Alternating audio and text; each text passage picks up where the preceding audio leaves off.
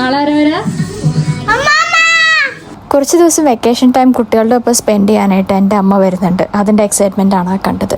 അപ്പോൾ 2-3 ദിവസമായിട്ട് ഒരു പൂച്ചയെ കൊണ്ട് വല്ലാത്ത ശല്യമാണ്. ഞാൻ എന്ത് നട്ടിട്ടുണ്ടെങ്കിലും പിറ്റേ ദിവസത്തേക്ക് അത് ഈ കോലത്തിലാക്കി തരും.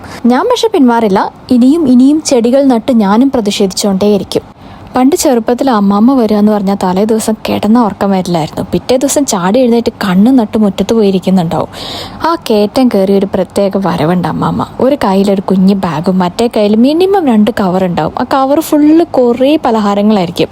ആലുവ ബസ് സ്റ്റാൻഡിൽ ഇറങ്ങിയിട്ട് അവിടെ ഏതെങ്കിലും തൊട്ടടുത്തുള്ള ബേക്കറിയിൽ കയറിയിട്ട് വാങ്ങിച്ച സാധനങ്ങളായിരിക്കും അതൊക്കെ. ഇപ്പോൾ ഇവരുടെ എക്സൈറ്റ്മെൻറ്റ് കാണുമ്പോൾ എനിക്ക് അതാണ് ഓർമ്മ വരാം. തലേ ദിവസം രാത്രി കിടന്ന് ഉറങ്ങിയിട്ടില്ല. പിറ്റേ ദിവസം കാലത്ത് തൊട്ട് രാത്രി വരെ എങ്ങനെ ഇരുത്തിയെന്ന് എനിക്ക് മാത്രം അറിയുള്ളൂ. ഓരോ 5 മിനിറ്റും എൻ്റെ അടുത്ത് ചോദിച്ചിട്ടുണ്ട് എത്താറായോ എന്ന്. അപ്പോൾ ഇനി കുറച്ച് ദിവസത്തേക്ക് അമ്മാമ്മ 2 പേരെയും പൊക്കി പിടിച്ച് നടന്നോളും. അമ്മാമ്മയുടെ കാര്യം കട്ടപ്പൊക്കെയാണ്, അത് പോട്ടെ. എന്തായാലും ആളെത്തിയിട്ടുണ്ട്.